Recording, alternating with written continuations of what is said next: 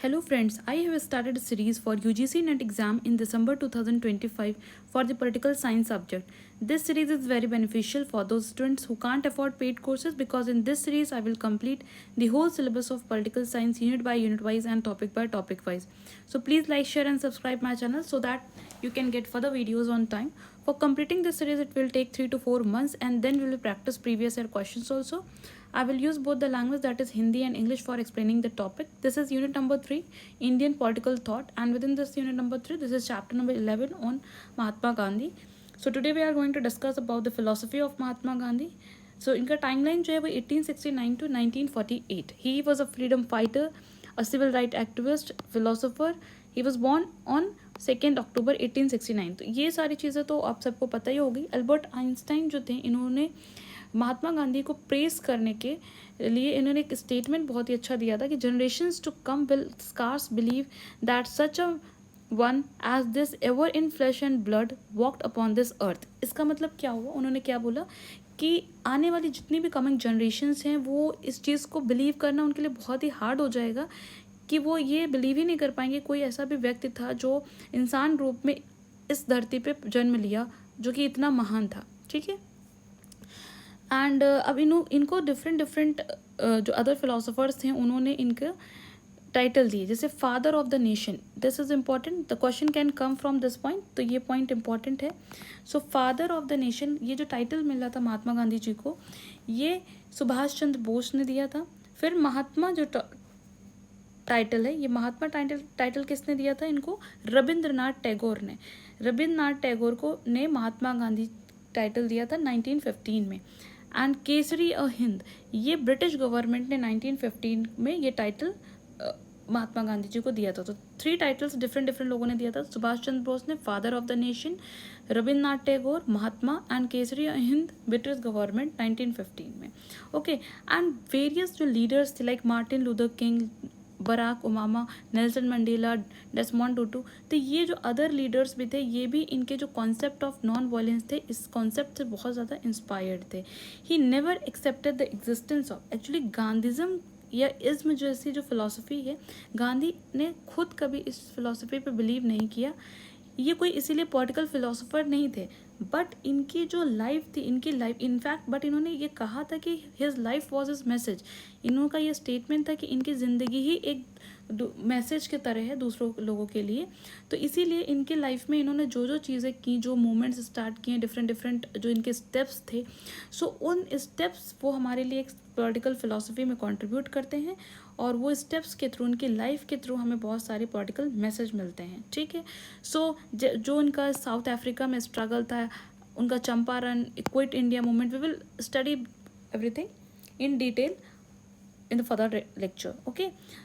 सो अब इनका जो सबसे इम्पॉर्टेंट आइडिया था वो आइडिया ऑफ स्वराज था. ये स्वराज का आइडिया क्या है इनका. ठीक है.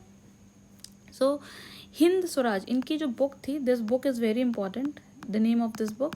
इनकी जो बुक थी हिंद स्वराज, जो कि 1909 में इस बुक को इन्होंने लिखा था.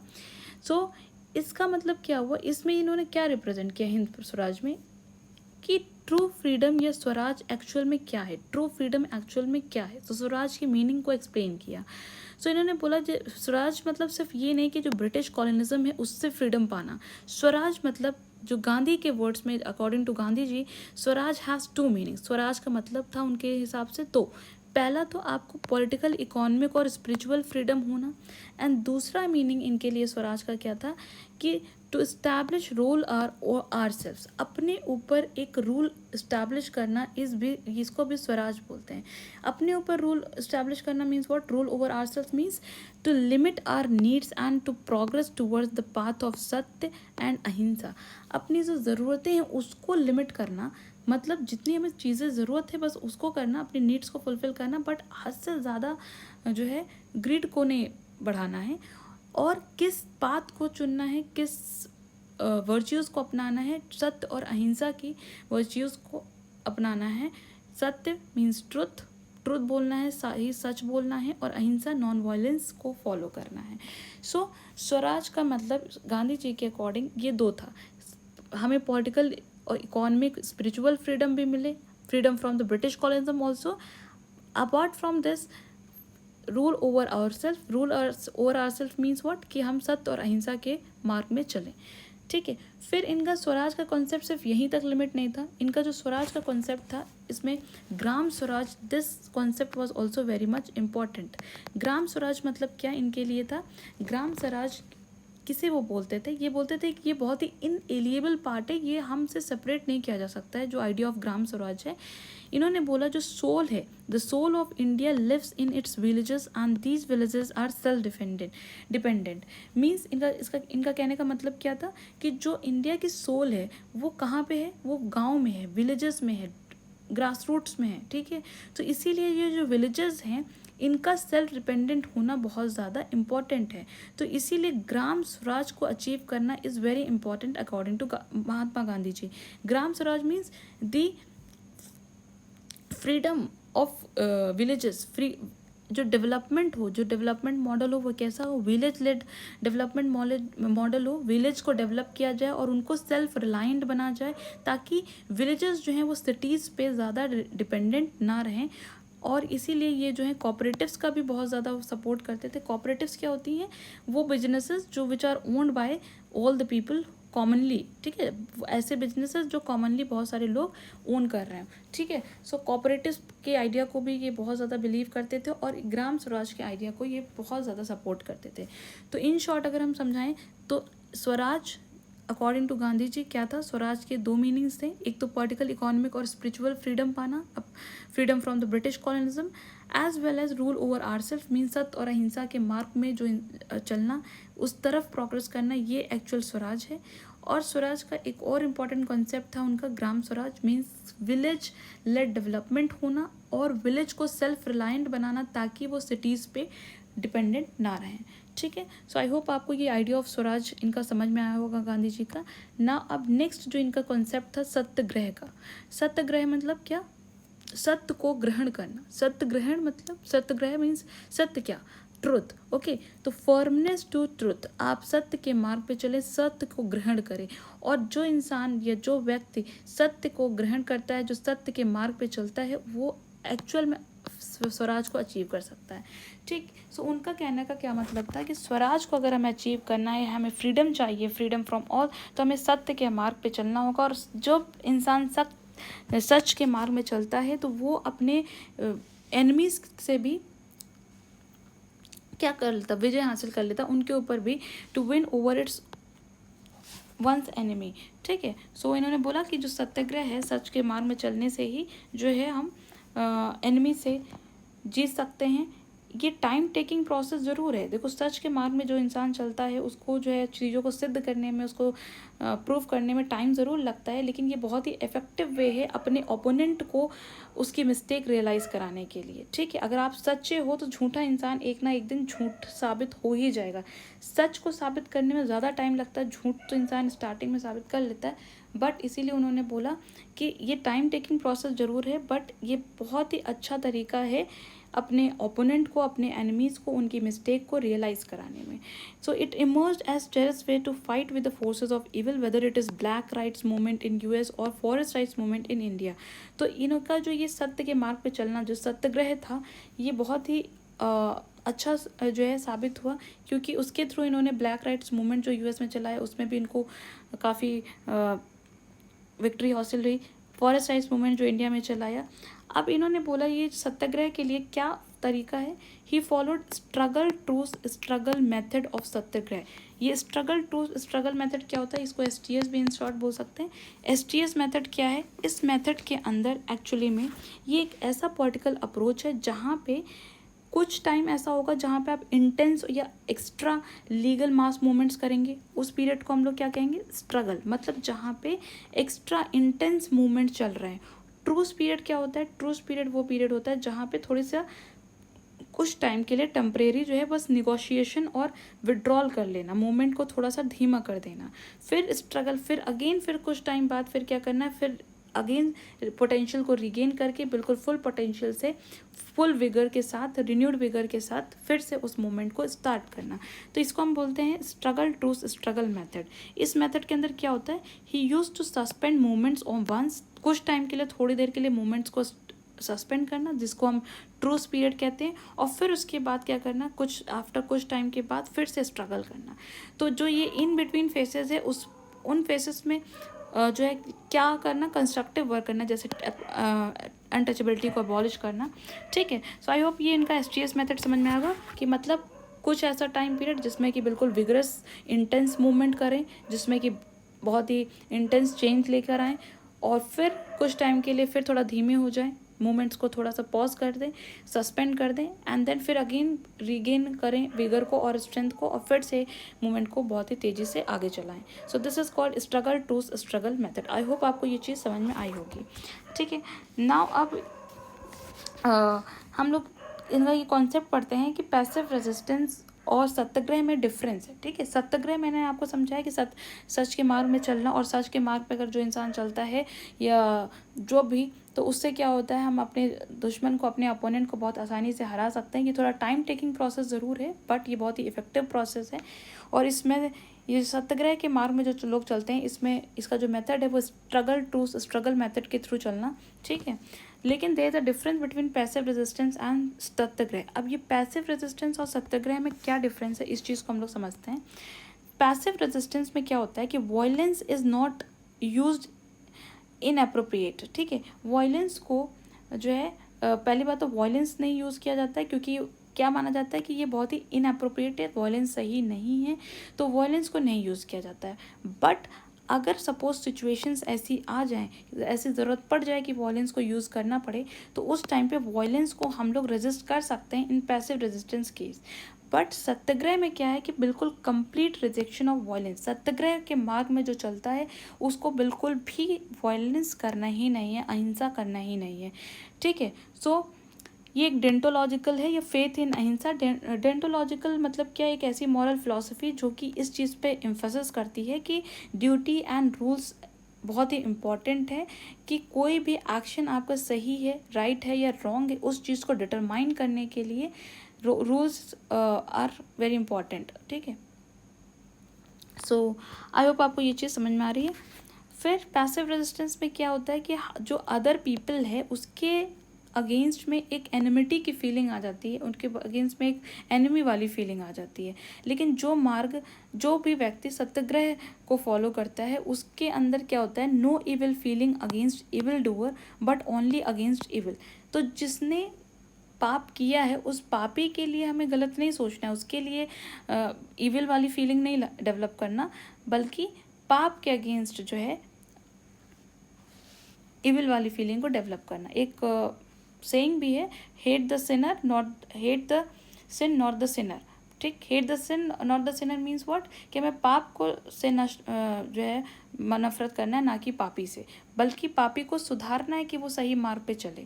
ठीक है, तो जो भी सत्याग्रह और पैसिव रेजिस्टेंस में डिफरेंस ही यही है। पैसिव रेजिस्टेंस में violence is not allowed, but if situation favours तो in that case you can use violence, and in passive resistance there is a feeling of enmity towards other people.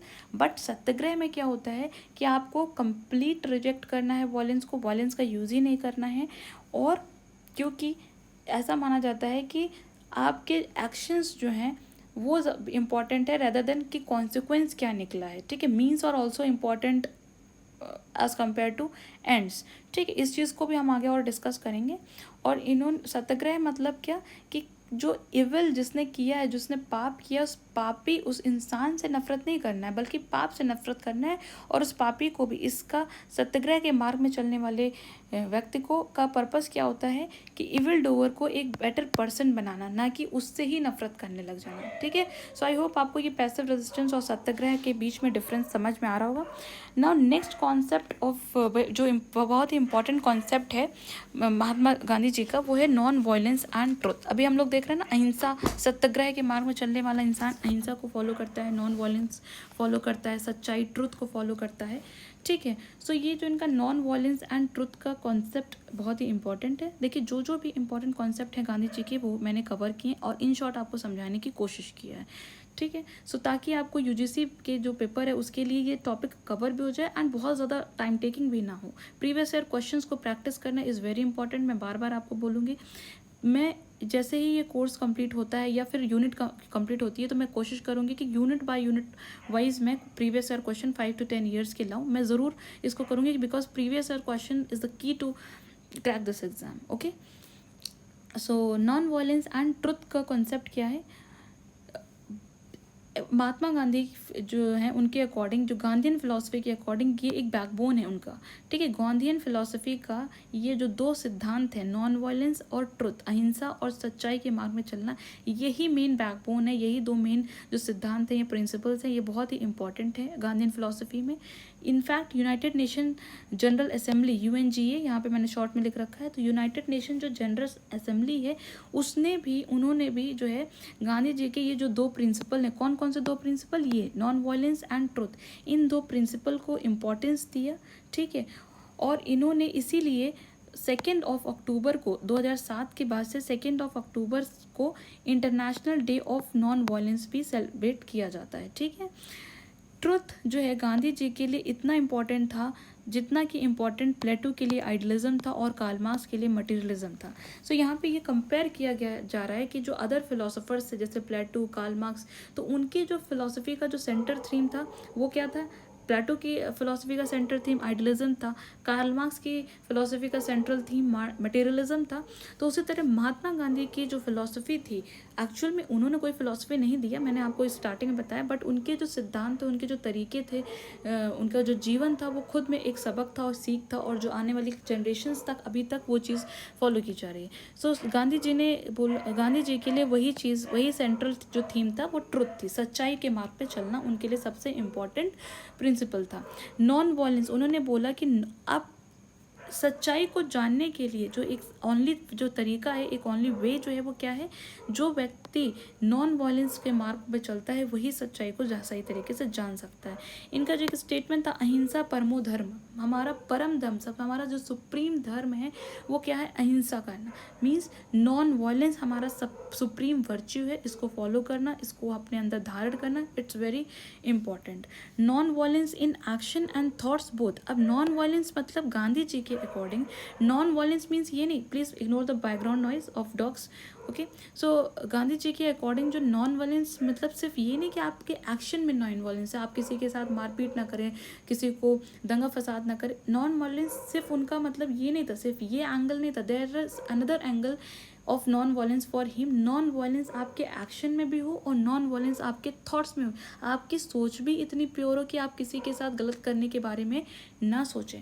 ठीक है, सो इन्होंने इस चीज़ को बोला। और सबसे इनका जो इम्पोर्टेंट स्टेटमेंट था, hate the sin not the sinner, मैंने आपको पहले भी ये बताया। सिन मतलब क्या होता है? पाप। तो उन्होंने क्या बोला? पाप से नफरत करो, पापी से नफरत मत करो। जिसने व्यक्ति क्योंकि हर उनका वो स्पिरिचुअल भी थे, तो उनका जो मीनिंग था इस स्टेटमेंट से का क्या मीनिंग था एक्चुअल में, कि हर इंसान के अंदर वो जो आत्मा है वो परमात्मा का ही अंश है। मैं आप अगर अपनी लैंग्वेज में समझाऊं तो आई होप मे बी आप इस चीज़ को समझें। ठीक है, तो अगर मैं अपनी लैंग्वेज में आपको समझाऊं तो इसका ये है कि हर एक इंसान के अंदर आत्मा जो होती है वो परमात्मा का ही अंश है। ठीक, तो आत्मा तो सबकी प्योर होती है, बस हमारी जो ब्रेन और जो हमारी इंद्रियां हैं वो कंट्रोल जब करती हैं तो हमारे अंदर पाप की परत स्टार्ट हो जाती है, एक वन बाय वन वो लेयर डेवलप होने लगती है। तो हमें जो है वो पाप से नफरत करना है, वो पापी से नहीं, जिसने वो पाप किया उस व्यक्ति से नफरत नहीं करना है, बल्कि उस व्यक्ति को सही रास्ते पे लाना हमारा धर्म है, हमारा कर्तव्य है। ठीक, आई होप आपको ये hate the sin not the sinner ये स्टेटमेंट समझ में आया होगा। Non violence doesn't mean cowardice. In fact Mahatma ji के अकॉर्डिंग नॉन वायलेंस मतलब अहिंसा को करना। आप जैसे आपको किसी ने एक थप्पड़ मारा, आप दूसरा गाल भी सामने कर दो, दूसरा थप्पड़ भी खा लो। ठीक, उनके अकॉर्डिंग ये था। ठीक, तो उनका कहने का मतलब ये था कि आपको किसी ने अगर एक थप्पड़ मार दिया तो ये कोई कायरता नहीं है कि आपने उसको पलट के वार नहीं किया, बल्कि ये तो आप और स्ट्रांग हुए सामने वाले से। सामने वाले इंसान को पाप कर रहा है, इस चीज़ का ज्ञान नहीं है, इसलिए वो पाप कर रहा है, आपको थप्पड़ मार रहा है, वो वायलेंस कर रहा है, उसको पाप का ज्ञान नहीं है। लेकिन अगर आपको पाप क्या है इस चीज़ का ज्ञान है तो आप फिर पलट के उसके ही जैसा काम नहीं करेंगे। अगर वो गलत कर रहा है तो आप भी पलट के गलत नहीं करेंगे। ठीक है, तो जब इंसान सामने वाला आपके अगर गलत कुछ कर रहा है लेकिन आप उसको पलट के गलत वार नहीं कर रहे हो और आप अपने आप को कंट्रोल कर रहे हो, आप अपने आप को रूल कर रहे हो, सो आप ज़्यादा स्ट्रांग हुए ओपोनेंट से। ठीक है, आपके अंदर ज़्यादा फोर्स है as compare to the opponent one, ठीक है। सो इन्होंने बोला ये जो नॉन वायलेंस है एक वेपन की तरह है, एक हथियार है जिसके अंदर ये चीज़ है, वो ज़्यादा स्ट्रॉन्ग पर्सन होता है। कोई आके आपको 2 गाली दे दे और लेकिन आप उसको पलट के गाली ना दो, तो आपके अंदर ज़्यादा आत्मशक्ति है कि आप अपने आप को कंट्रोल कर रहे हो पाप ना करने से। सामने वाले के अंदर वो शक्ति नहीं है, इसलिए वो पाप कर रहा है, ठीक है। सो एक चीज़ मैं यहाँ से मैं आपको बहुत ज़्यादा ज्ञान नहीं इस चीज़ में ऐसा बोलना चाह रही हूँ, बट मैं आपको एज अ स्टूडेंट आपको ये बताना चाह रही हूँ, आप सभी को, कि आप स्टूडेंट्स हैं। तो इसलिए जो है कोशिश हमेशा ये करिए कि कुछ चीज़ें जो महात्मा गांधी जी ने सिखाई, जैसे सच के मार्ग में चलना, नॉन वायलेंस करना, इसको फॉलो करिए, ठीक है। और आप अपनी तरफ से सामने, अगर आपको अपनी लाइफ में खुश रहना है, तो सामने वाला अगर पाप कर रहा है या सामने वाला कोई गलत काम कर रहा है, तो उससे अपने ऊपर इफेक्ट ना डालिए और उसको फॉरगिव कर दीजिए। फॉरगिव जितना आप करेंगे वो उसके लिए तो बेटर है ही, उससे ज़्यादा बेटर आपके लिए कि आप अपने माइंड में बिना मतलब के फालतू के ग्रजेस नहीं रखेंगे, तो आपका माइंड बिल्कुल क्लियर क्रिस्टल रहेगा और आप अपने एक्चुअल वर्क में, जो आपका एक्चुअल पर्पस है, उस पर्पस पे आप फोकस कर पाएंगे, ठीक है। सो डिस्ट्रैक्ट नहीं होंगे, इन शॉर्ट मैं ये कहूँ। सो आई होप आपको ये जो नॉन वायलेंस एंड ट्रुथ का जो कॉन्सेप्ट है, उनकी जो फिलॉसफी है, ये आपको समझ में आई होगी, ठीक है। सो जो भी स्टूडेंट्स मेरे चैनल पे न्यू हैं, प्लीज़ आप इस चैनल को सब्सक्राइब कीजिए एंड मेरे चैनल से गो थ्रू कीजिए। यहाँ मैंने यूनिट वाइज जो है प्लेलिस्ट क्रिएट कर रखी है, आप उन प्लेलिस्ट में देखिए, आपको ज़रूर बेनिफिट मिलेगा, ओके। सो अब हम इनका नेक्स्ट कॉन्सेप्ट पढ़ते हैं। जो नेक्स्ट कॉन्सेप्ट है वो ट्रस्टीशिप एंड क्लास कॉपरेशन का इनका नेक्स्ट कॉन्सेप्ट है, ठीक है। सो ट्रस्टीशिप का कॉन्सेप्ट क्या है देखते हैं पहले। He prioritised the need for reducing poverty more than the need for independence from British rule. Gandhi ji के अकॉर्डिंग टू गांधी जी, उनके लिए पॉवर्टी को रिड्यूस करना सबसे इम्पॉर्टेंट था, ज़्यादा उस चीज़ को प्रायोरिटी देते थे as compare to British rule से इंडिपेंडेंस पाना। क्योंकि उनके अकॉर्डिंग हमारी इंडिया में, मतलब उस टाइम पे ऐसी इकोनॉमिक इनक्वालिटीज़ थी भी, बहुत ज़्यादा बैकवर्डनेस भी थी ड्यूरिंग दैट टाइम। सो इसी, और वो इंडिया की हार्श रियलिटी थी, तो उस रियलिटी का सल्यूशन क्या था कि पहले पॉवर्टी को रिड्यूस करना उनके लिए ज़्यादा इंपॉर्टेंट था, ठीक है। So that's why he was against the accumulation of property and resources. इसीलिए क्योंकि बहुत ज़्यादा जो है इनइक्वालिटीज़ थी, बहुत ही बैकवर्डनेस थी कुछ सेक्शंस ऑफ द सोसाइटी में, तो उसको, उसका सल्यूशन क्या था, इसीलिए वो जो है वो प्रॉपर्टी को एक्यूमुलेट करना इसके अगेंस्ट में थे, रिसोर्सेज को हद से ज़्यादा एक्यूमुलेट करना उसके भी अगेंस्ट में थे, एंड बट ये प्राइवेट प्रॉपर्टी के अगेंस्ट में नहीं थे। This point is important, sometimes यहाँ से क्वेश्चन कन्फ्यूजिंग आ सकता है कि he was against the accumulation of property and resources. Property और रिसोर्सेज को हद से ज़्यादा, लिमिट से ज़्यादा एक्यूमुलेट करना, इस चीज़ के वो अगेंस्ट पे थे, ना कि प्राइवेट प्रॉपर्टी के कॉन्सेप्ट पूरी तरीके से प्राइवेट प्रॉपर्टी को अबॉलिश कर देना, इस कॉन्सेप्ट के वो अगेंस्ट में नहीं थे। बल्कि वो क्या चाहते थे कि जो प्राइवेट प्रॉपर्टी है उनका यूज़ बहुत ही जुडिशली हो, ताकि सभी के लिए, आम जनता, कॉमन पीपल, सबके बेनिफिट में आए। सपोज़ कोई एक प्रॉपर्टी है, उसका ओनर है, तो वो ओनर तो उस ओनरशिप उसके ही पास रहे, लेकिन उसकी प्रॉपर्टी का यूज़ कॉमन पीपल के लिए भी हो और सबके बेनिफिट के, सबके हित के लिए हो, ठीक है। तो वो इस चीज़ पे बिलीव करते थे और इस आइडिया को सपोर्ट करते थे। He also supported the class cooperation instead of class antagonism, ठीक है। इसीलिए गांधी जी और जो भी स्टूडेंट्स जैसे यूपीएससी जो प्रिपरेशन करते हैं और जिनका ऑप्शनल सब्जेक्ट पीएसआईआर है, तो उन स्टूडेंट्स में यहाँ से क्वेश्चन आता है कि व्हाट इज़ द सिमिलैरिटी और what is the difference between Gandhian philosophy and the Marxism. ठीक, गांधीज़म और मार्क्सिज्म में क्या डिफरेंस था, मैं इस चीज़ को आगे एक्सप्लेन भी करूँगी, ठीक है। और जैसे ही हमारी सीरीज़ कंप्लीट हो गई यूजीसी वाली, उसके बाद मैं यूपीएससी का ऑप्शनल पेपर जिनका पीएसआईआर है, उनके लिए भी मैं answer writing practice series start करूँगी, ताकि बहुत सारे, क्योंकि यूट्यूब पे ऐसा कोई फ्री प्लेटफॉर्म भी नहीं है जहाँ पे बहुत ही सिस्टमैटिक वे से आंसर राइटिंग फ्री में कराई जाए, ठीक है। हर बच्चा उस इतना अमीर नहीं है, या इतना उसके हर बच्चा इतना अफोर्ड नहीं कर सकता है कि पे करे महंगी महंगी कोचिंग्स में। तो फ्री में एक अच्छा सिस्टमैटिक रिसोर्स होना इज़ वेरी इंपॉर्टेंट। तो मेरी यही इंटेंशन है कि फ्री में रिसोर्स मिले और अच्छा जो है ऑथेंटिक रिसोर्स और अच्छा रिसोर्स मिले, क्रिस्प हो, जो कि टू द पॉइंट हो, ठीक है, बहुत ज़्यादा इधर तो घुमाने फिराने वाला नहीं, ठीक। सो जो गांधी जी हैं वो क्लास कॉपरेशन को सपोर्ट करते थे, इस आइडिया को सपोर्ट करते थे, बट जो है मार्क्सिज्म की फ़िलासफ़ी क्लास कॉन्फ्लिक्ट को सपोर्ट करती थी, ठीक है। सो अब हम लोग इस चीज़ को और डिटेल में आगे देखेंगे। So system of benevolent capitalism या ट्रस्टीशिप का कॉन्सेप्ट क्या है, ठीक है। ये बेनेवोलेंट कैपिटलिज्म मीन्स क्या होता है, इसका मतलब होता है कि जहाँ पे जो बिजनेसेस हैं या जिसका जो ओनर होता है जो बिजनेस के, वो अपने जो स्टेक होल्डर्स हैं या जो एम्प्लॉयज़ हैं उनकी वेलबींग को प्रायोरिटाइज करे, ना कि सिर्फ अपने प्रॉफिट को मैक्सिमाइज करने के बारे में सोचे। यही है कॉन्सेप्ट ट्रस्टीशिप का या बेनेवोलेंट कैपिटलिज्म का। बेनेवोलेंट कैपिटलिज्म या कैपिटलिस्ट कौन होता है, जो सिर्फ अपने भले या अपने प्रॉफिट मैक्सिमाइजेशन के बारे में ना सोचे, जो उसके वर्कर्स हैं, जो उसके एम्प्लॉयज़ हैं, जो उसके स्टेक होल्डर्स हैं उसकी कंपनी या बिजनेस के, उनके भी वेलबींग के बारे में, उनके भले के बारे में ज़्यादा सोचे।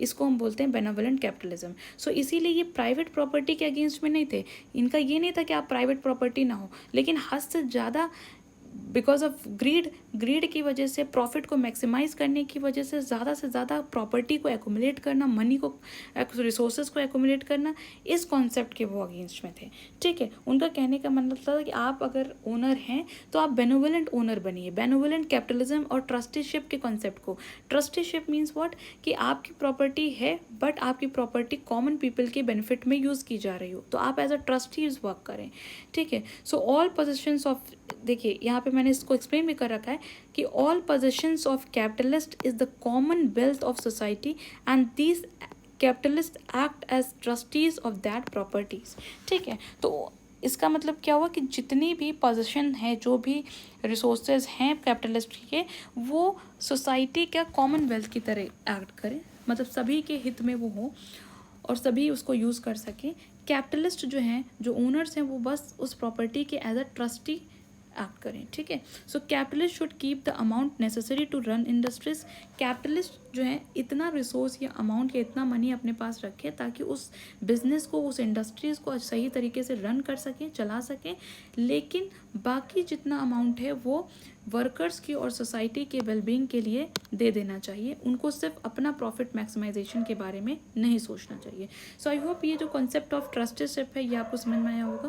क्लास कॉपरेशन समझ में आया हो। क्लास कॉपरेशन मतलब क्या, कि यहाँ पे जो ओनरशिप वाली क्लास है, जिसमें कैपिटलिस्ट क्लास और वर्कर्स क्लास, ये दोनों एक दूसरे के साथ कॉपरेट कर रहे हैं, ठीक है। वर्कर्स कैपिटलिस्ट के लिए वर्क कर रहे हैं और कैपिटलिस्ट वर्कर्स के वेलबींग का और उनके भी ग्रोथ के बारे में सोच रहे हैं। सो इसको हम बोलते हैं क्लास कॉपरेशन, ओके ना। अब हम लोग देखते हैं कि गांधीज़म और मार्क्सिज्म फिलोसफी में क्या डिफरेंस है।